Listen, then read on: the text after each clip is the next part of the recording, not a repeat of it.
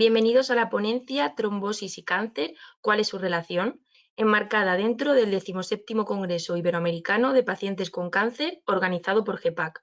En esta ocasión contamos con la presencia del doctor Pedro Pérez Segura, jefe de Servicio de Oncología Médica del Hospital Clínico San Carlos, que será el encargado de ofrecernos esta sesión. Adelante, doctor. Hola a todos. Es un placer para mí poder compartir estos momentos de formación o de información con todos ustedes, con todos vosotros, para hablar sobre un tema que es enormemente importante, que tiene que ver con la trombosis y en los pacientes oncológicos. A lo largo de los próximos minutos vamos a hacer una revisión somera, pero vamos a intentar tocar aspectos de diagnóstico, de tratamiento y de efectos epidemiológicos sobre la relación existente entre trombosis y cáncer, que es una relación muy cercana. Bueno, lo primero que tenemos que saber es que la manifestación clínica de las trombosis puede ser múltiple. Por un lado, lo que vamos a tener son trombosis venosas profundas, normalmente no se ve nada desde fuera, lo único es que normalmente es en la pierna, esa pierna se inflama, está más caliente, más roja y que duele, ¿no? También podemos tener trombosis venosas superficiales, en las cuales lo que vamos a ver es como el recorrido de una vena que es bastante doloroso, también caliente, pero ya no es todo lo que es la zona del miembro. Los tromboembolismos pulmonares, que es cuando el coágulo se queda en las arterias pulmonares, en las venas pulmonares, perdón, y esto genera una dificultad para la respiración y un dolor torácico. Y por último, lo que es el síndrome postrombótico, y es que en algunas personas que han pasado por una trombosis, en piernas, pero también puede ser en brazos, queda una secuela de mal funcionamiento de la vena que hace que la sangre pues, no fluya en el sentido que tiene que fluir y se acumule y bueno, pues se producen hinchazones o molestias en ese miembro. Como ven en el dibujo, pues, bueno, nuestras venas tienen unas válvulas que permiten el ascenso de la sangre o la circulación de la sangre hacia los grandes vasos y que si en este punto se produce un coágulo, una trombosis, pues ya ese funcionamiento no. También sabemos la relación existente entre la célula tumoral y un montón de factores que van a interaccionar para la producción de un trombo. Por un lado, tiene una relación muy importante con las plaquetas, que son las células que facilitan la coagulación, con citoquinas, que son elementos, sustancias que hay en la sangre que van a facilitar efectos vasculares, también el daño que produce sobre el endotelio, que es la capa que recubre por dentro los vasos, y como he dicho, también con el sistema inmunológico. Todo esto es enormemente importante, así como la relación con la cascada de la coagulación, para poder entender por qué los pacientes que tienen un cáncer tienen más riesgo de trombosis. Desde hace ya muchísimo tiempo sabemos que los pacientes oncológicos, solo por el hecho de tener un cáncer, van a tener más riesgo de tener trombosis. Como ven en esta diapositiva, el riesgo de la población general estaría en lo que es el 1, ¿vale? Y a partir de ese momento todo lo que se hace arriba significa más riesgo. Como vemos, el paciente oncológico, desde el primer momento del diagnóstico, ya tiene unos 5 veces más riesgo de desarrollar un tumor y este riesgo de desarrollar un trombo, y este riesgo se va a ir incrementando según va evolucionando la enfermedad cuando el paciente se hospitaliza. Tiene más riesgo o cuando el paciente desarrolla enfermedad avanzada también tiene más riesgo. Pero no olvidemos siempre que de base un paciente oncológico va a tener unas 4 veces más riesgo de desarrollar un cáncer, de desarrollar un trombo, que la población general. Además sabemos que los pacientes que tienen trombos y cáncer tienen más posibilidades de tener que ingresar en urgencia respecto a los pacientes que tienen enfermedades oncológicas solamente o aquellos pacientes que no tienen enfermedades oncológicas pero tienen trombo. Y también sabemos que el hecho de tener un trombo, incrementa las posibilidades de fallecer con este proceso. La mortalidad hospitalaria no solo afecta a aquellos pacientes que tienen enfermedad muy avanzada, sino que incluso en pacientes con enfermedad localizada, el hecho de tener un trombo va a generar un incremento del riesgo de fallecer en el hospital por culpa de estas complicaciones. Otro aspecto importante es que los pacientes que tienen cáncer y tienen una trombosis tienen muchísimas más posibilidades de desarrollar un nuevo trombo que la población general que no tiene. Esto lo tenemos que tener muy en cuenta porque va a ser clave para explicar lo que luego hablaremos sobre la duración del tratamiento antitrombótico. También sabemos que los pacientes que reciben quimioterapia van a tener una incidencia de mortalidad mayor si tienen un trombo que aquellos pacientes que reciben quimioterapia y no tienen trombo. Por lo tanto, el hecho de tener un evento trombótico incrementa el riesgo en pacientes que están en cáncer. ¿Qué factores de riesgo tenemos para el desarrollo de trombosis en los pacientes oncológicos? Pues el riesgo va a oscilar entre el 1 y el 30% y va a depender de factores que son dependientes del paciente, dependientes del tumor o dependientes del tratamiento. Pacientes ancianos de razas concretas, como la raza negra, el haber tenido un evento trombótico previo, el recuento de plaquetas elevado, tener otros procesos de enfermedad, son factores que incrementan el riesgo de desarrollo de cáncer. La localización del tumor, tipo de tumor, la presencia de metástasis, el tiempo que se ha tardado hasta el diagnóstico o algunos perfiles moleculares del tumor también van a facilitar el desarrollo de trombosis. Y algunos tratamientos como la cirugía, algunos quimioterápicos, las hormonas o fármacos antiangiogénicos, el hecho de hospitalizar o padecer o tener incorporado un catéter, también van a ser factores que van a incrementar el riesgo de desarrollo. Por lo tanto, haciendo un resumen, si analizamos de todos los casos de eventos trombóticos en un registro poblacional, el 20% se van a presentar en pacientes con cáncer. La incidencia anual de este tipo de trombosis en pacientes que tienen cáncer es 1 de cada 200. Ahora, de todos los pacientes con cáncer, entre un 1 y un 8% van a desarrollar una trombosis, que en algunos casos el riesgo puede llegar al 20%, que es la segunda causa de muerte en los pacientes con cáncer, que un 15% de los pacientes van a presentar un evento sintomático y que casi un 50% de los pacientes oncológicos que se hacen autopsia van a presentar eventos. Si comparamos estos datos con los pacientes que no tienen cáncer, vemos que hay mayor riesgo de trombosis y de trombosis recurrente, mayor riesgo de sangrado cuando utilizamos anticoagulantes y mayor riesgo. Muy bien, pues ya sabemos un poco cuál es la producción, qué relación tiene, algunos datos estadísticos, cómo hacemos los diagnósticos, etc. Y ahora vamos a entrar ya en el tratamiento. El tratamiento es altamente eficaz, pero tenemos que estar alerta a todos esos signos para coger la trombosis en un momento crítico. Aquí va a haber dos partes, una que es el tratamiento inicial, cuando diagnosticamos una trombosis, y luego lo que es el tratamiento a largo plazo, que también pueden ver como proceso. ¿Qué perseguimos con el tratamiento inicial? Mejorar los síntomas, una trombosis, disminuir la mortalidad por embolia de pulmón y disminuir las recurrencias.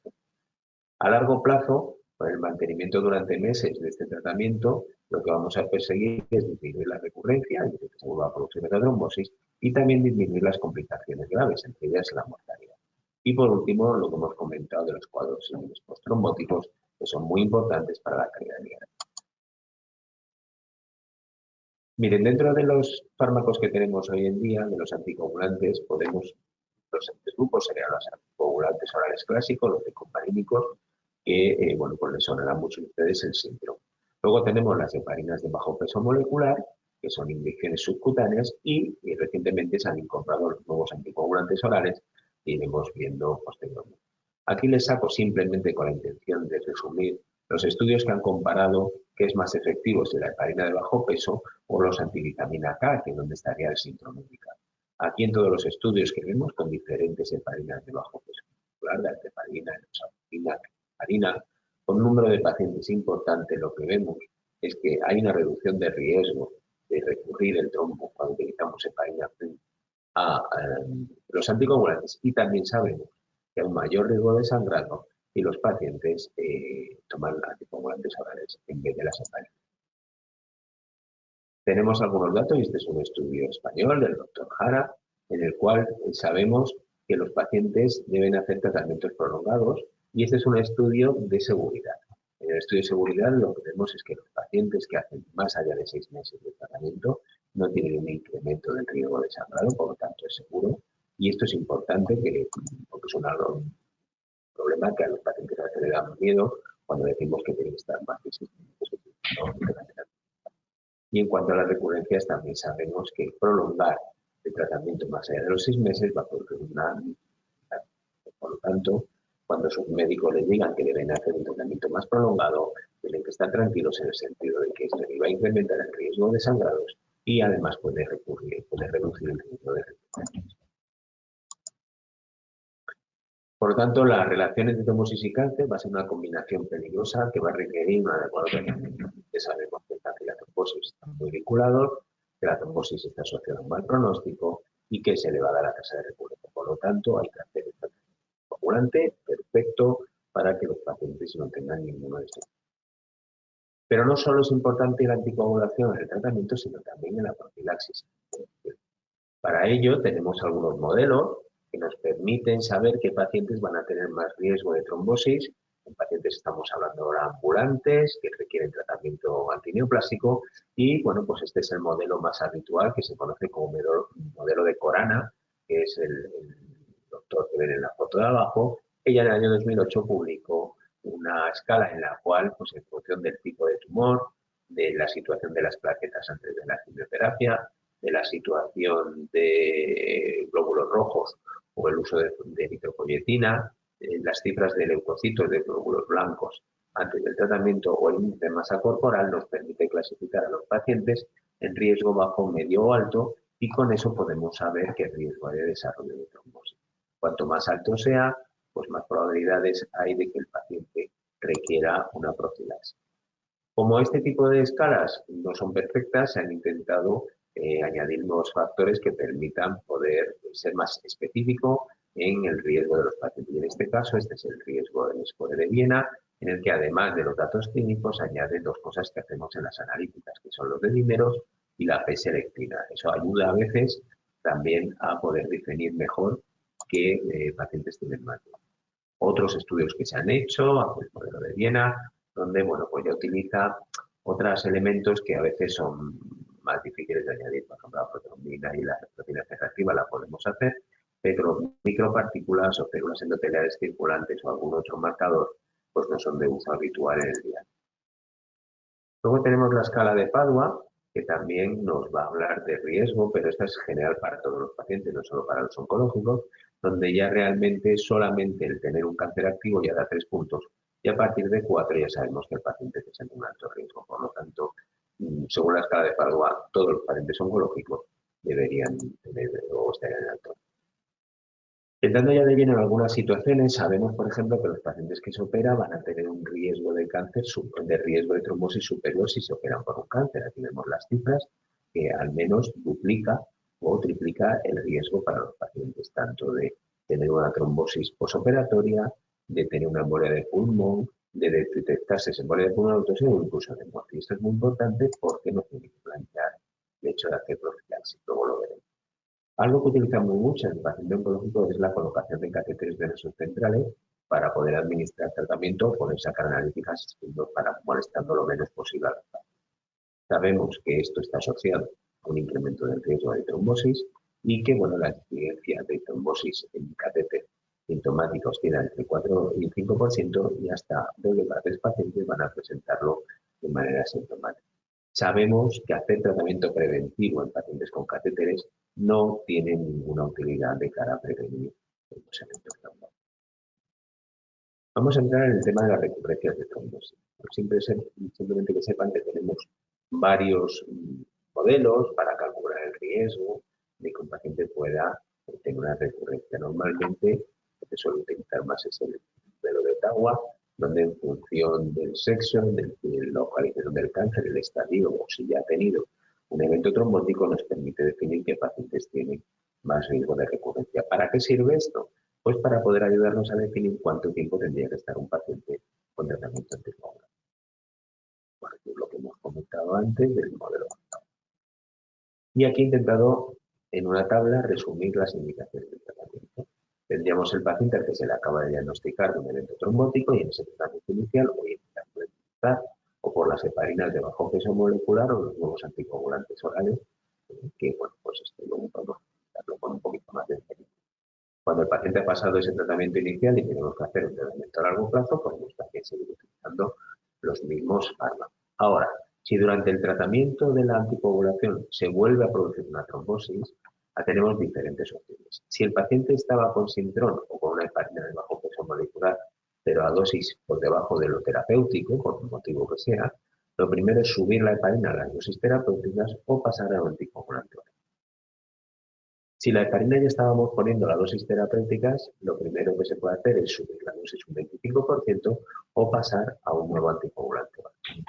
Si el paciente ya estaba con un nuevo anticoagulante oral, podemos cambiar a heparina o subir las dosis de ese anticoagulante que ya estaba tomando si eran dosis bajas por el motivo médico. Y en aquellos pacientes que presentan trombosis y que tienen un alto riesgo de sangrado o riesgo hacia una embolia de pulmón, valorar colocar un filtro en la vena cava para evitar que los coágulos vayan hacia el riñón. En la situación de prevención o de profilaxis, pues bueno, todos los pacientes que ingresan oncológicos deberían tener una heparina de bajo puesto, salvo que tengan una contraindicación absoluta. Los pacientes que se van a hacer una cirugía mayor, abdominal o pélvica o traumatológica, también tienen que tener heparina. En los pacientes ambulantes de alto riesgo, como hemos estado hablando del modelo de Corana, también una heparina de bajo peso, o aquí ya sí se empieza a recomendar por las vías valorar la posibilidad de utilizar un nuevo anticoagulante y, como hemos dicho, aquellos pacientes que se van a poner un catéter de manera preventiva no requieren. Si recuerdan, hemos hablado que uno de los factores de riesgo para el desarrollo de trombosis es el tratamiento que está recibiendo el paciente. A este respecto, sabemos que la quimioterapia va a producir diferentes efectos para producir esa trombosis. Por un lado, activa las plaquetas, que la hace que empiecen a producir coagulación, también afecta a todo el sistema inmunitario y, por último, también a toda la cascada de la coagulación y al endotelio. Todo esto genera un daño que activa los fenómenos de procoagulación. Esto también, además, sabemos que algunas terapias antineoplásicas van a producir efectos vasculares a diferentes puntos. Por ejemplo, pueden producir infartos cerebrales o isquemia, pueden producir infartos cardíacos, pueden producir obstrucciones de arterias, trombosis en las venas. A nivel periférico pueden producir espasmos en los vasos que reducen la circulación en dedos, pueden producir hipertensión pulmonar, que hace que se capaz de respirar, y también pueden producir hipertensión. Por lo tanto, sabemos que algunos medicamentos producen estos problemas y ya seleccionamos previamente qué pacientes no pueden recibir esto. Siempre se hace una evaluación detallada antes de empezar un tratamiento quimioterápico que pueda tener toxicidad vascular, de todos los factores de riesgo cardiovasculares, se define este riesgo, se hace una evaluación física y, bueno, pues muchas veces hacemos los cateterismos, ecografías, escáneres, todo en función del perfil del paciente y del tratamiento que va a tener.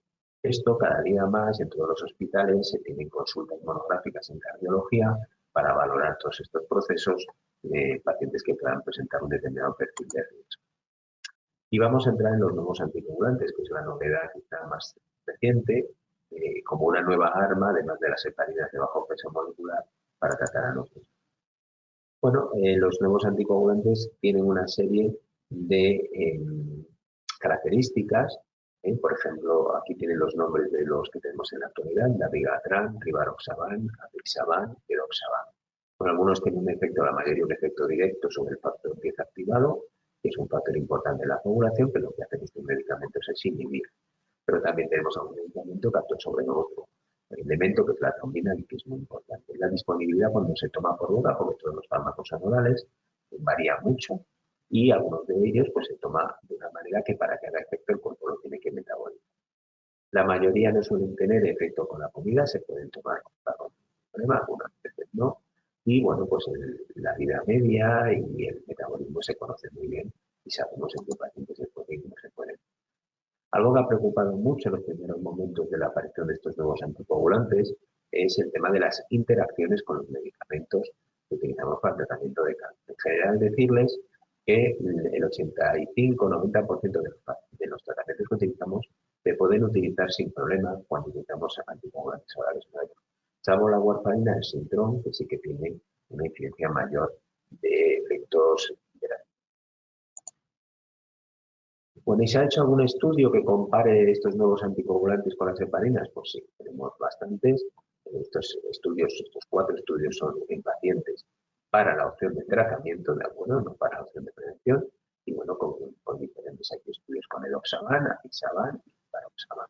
Han incluido bastantes pacientes, la mayoría de ellos el objetivo es valorar cómo puede evitar recurrencias, pero también, sobre todo, qué seguridad tenemos de ello.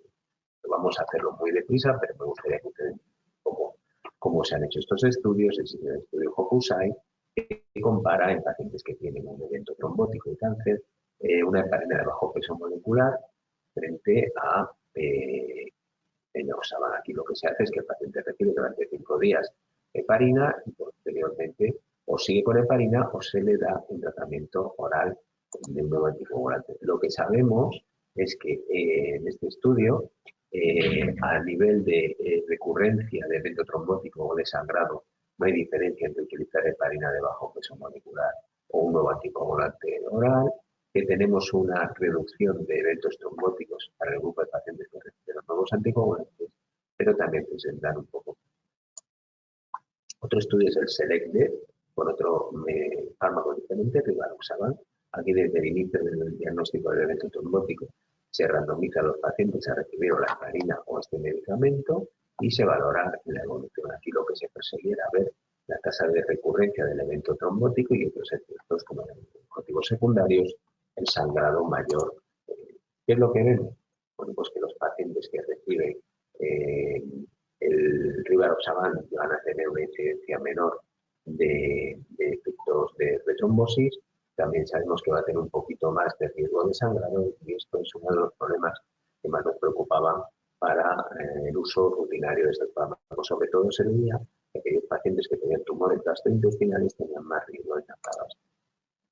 Este es un estudio en el que han participado pacientes españoles con apixaban. Aquí lo que hacemos es randomizar a los pacientes, apixaban fármaco oral, tratar de heparina, de bajo peso, y bueno, pues se seguía al paciente.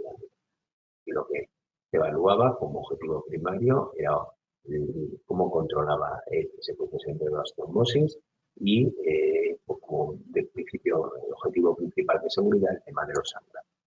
Bueno, ¿qué es lo que vemos? Pues lo primero que vemos es que la incidencia de recurrencia es menor en pacientes que reciben anticoagulante oral y sin embargo no vamos a encontrar diferencias en cuanto a.